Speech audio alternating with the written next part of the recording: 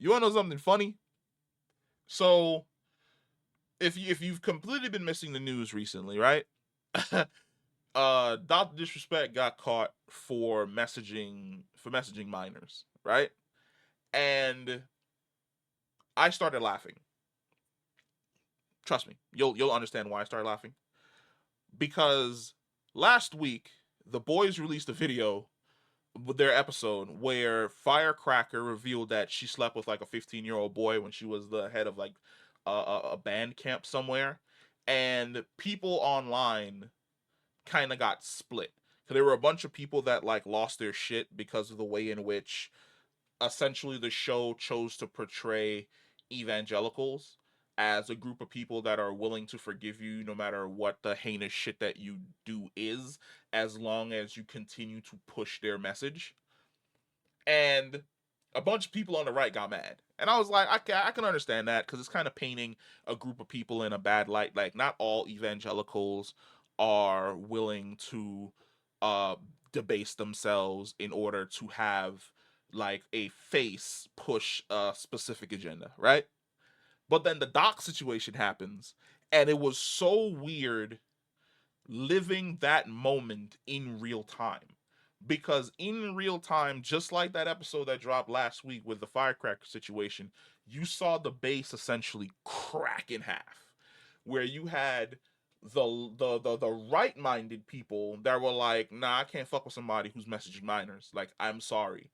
But then you had like this rabid base of people on the opposite side that were like, he did nothing wrong. They haven't released any messages. He shared no pictures. He's still the two-time. He's the guy. I'm a support Doc no matter what. And I started laughing because those people sounded exactly like the evangelical group in the episode of The Boys, where they just instantaneously fucking forgave Firecracker and were like, who cares if you diddle a child or you attempted to diddle a child? You're my guy. And it's so weird living in a world that's like that, man. Like 20 years ago, yeah. 20 years ago, when I was a teenager, if something like this came out, you got sent to the fucking shadow realm. Like your whole existence ended. There wasn't a celebrity side of anything. You weren't bouncing back to like recreate your career and be some type of fucking hero. You weren't going on a fucking vacation where you weren't gonna get harassed and called a fucking a pedophile or a fucking child molester when you're on vacation by random people that were just walking fucking by. Like, there wasn't this weird fucking safety net that exists now for people that do heinous shit or do super weird and creepy shit. Like, now it's just like, yeah, I messaged the child inappropriately, but I still got like 30,000 boys that are gonna have my back no matter what I do. Why? Why do you have 30,000 fucking people that have your back knowing that you messaged a child inappropriately? And then the argument that he's essentially had, which is like, the guy that I was back then is not the guy that I am now. Yeah, it is. The guy that you were back then is exactly the guy that you were now. The difference now is that you just got caught. Like, that's the difference. The only thing that's essentially changed for you in any way, shape, or form is that 7 years ago, you messaged a minor. It took 3 years for you to get caught, and I'm fairly certain you calculated that in your mind. Then you sued Twitch, did the whole NDA shit, because then now the question becomes, who was the NDA for? Was the NDA on your end to Twitch, which nobody can speak about this for like 4 fucking years, or was the NDA from Twitch to you because they didn't want to damage their brand by revealing the fact that some of the big fucking creators on your website are predators?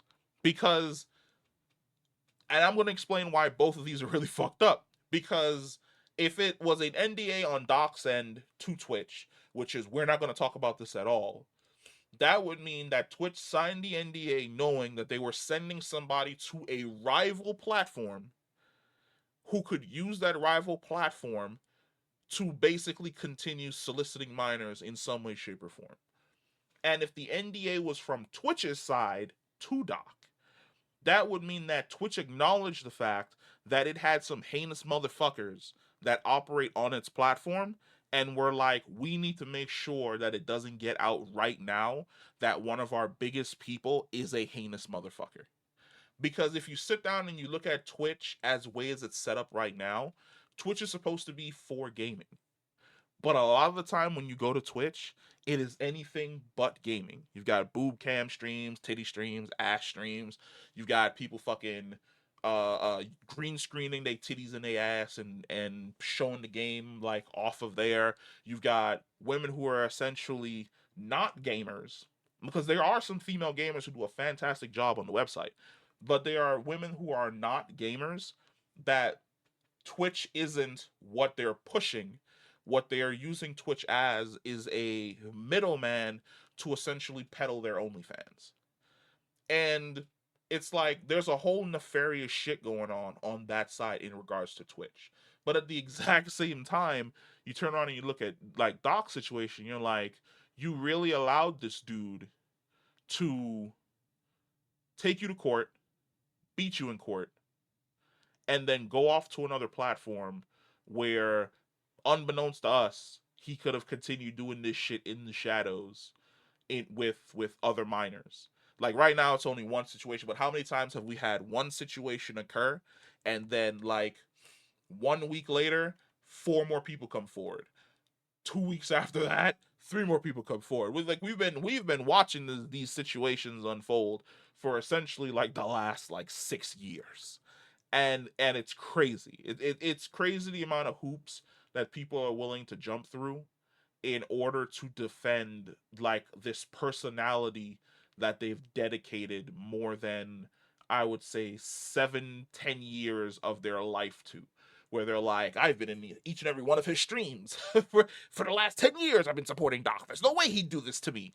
And it's like, you don't know what the fuck that dude be up to when he turns his cameras off. You don't know what the fuck that dude be up to when he be texting and messaging somebody. Like, people really need to remember to separate that what you see on your screen is a character being presented to you in a certain way. And that behind that character sometimes can be a motherfucking monster. Like, I'm sorry. It's the truth. Like, the character that you are presented online can be dope, it can be awesome, it can kick a whole lot of ass, and the human being behind that character can be a fucking creep.